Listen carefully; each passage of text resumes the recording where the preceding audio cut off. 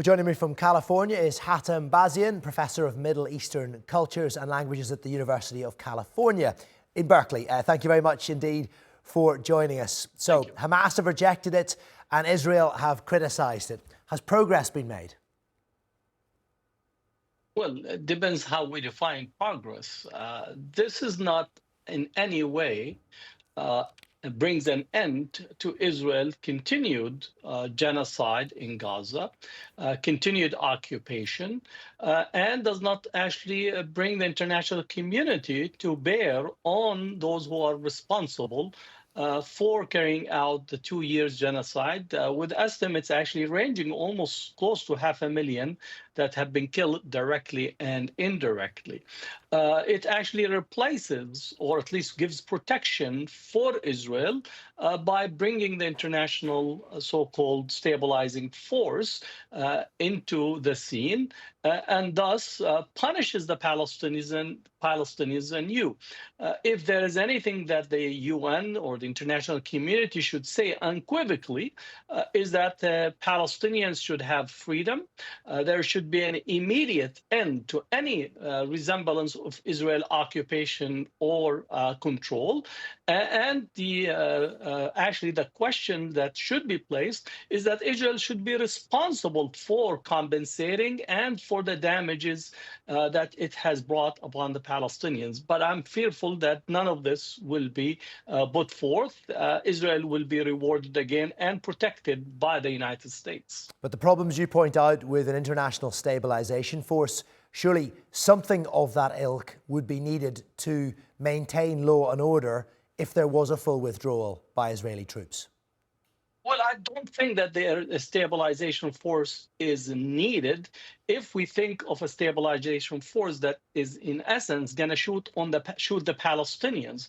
The Palestinians are able to keep law and order if Israel actually is not there. We need to remember that Israel has continuously, almost 7 different campaigns have been unleashed on the Palestinians.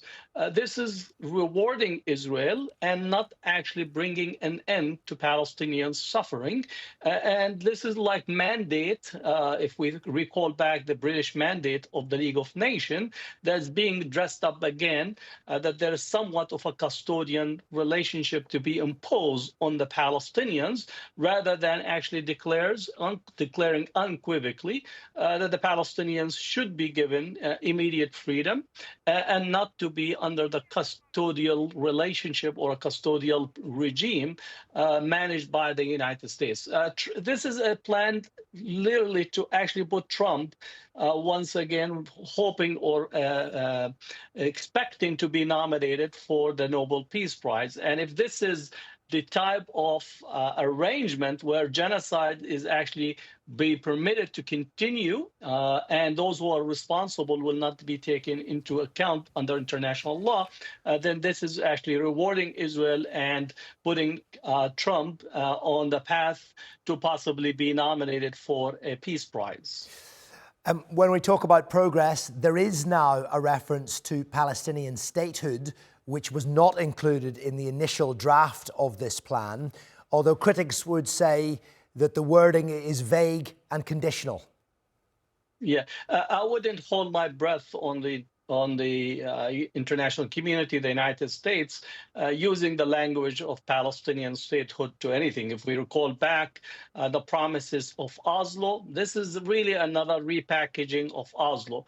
There are 2 standards. There's one standard for freedom, liberty, sovereignty, and self-determination. The Palestinians should be unequivocally supported for a state of their own, independent, sovereign, without any restrictions. There is no 2 standards for that. And this language that is being used, I don't see it going anywhere other than prolonging Palestinian suffering, prolonging the possibility of a horizon without an end to the assault, the suffering, the human rights violation, the siege that is imposed on Gaza from air, water, and sea and land. And as such, I am not that optimistic about any part of the Trump plan. And we already see that Israel is likewise wants to choose which part of the security team that needs to be there. I think the opposition to having Turkish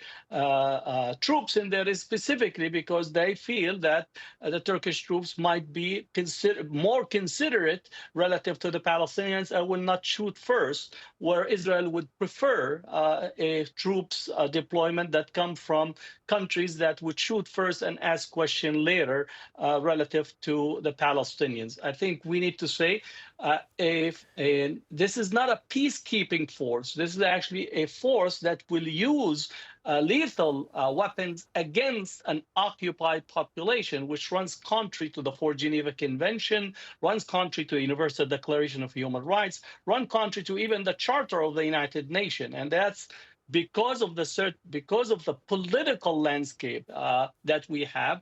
I think the Chinese are looking at their relationship with the U.S. relative to the tariffs, so they did not want to antagonize Trump by casting their veto. Russia, likewise, are working, trying to also navigate its own war with Ukraine and does not want to antagonize Trump, and possibly also some of the sanctions on oil supplies to India or Iran, relations with Iran that might impact their standing. So we understand that the politics in the Security Council, it has to do with everybody except the Palestinians. So how is it that you're actually dealing with a genocide where you are actually not being asked about the circumstances of the victim and rewarding the victimizer, and here Israel, by bringing the international community to present or provide the security apparatus that Israel has been failing in literally shooting its way out of a quagmire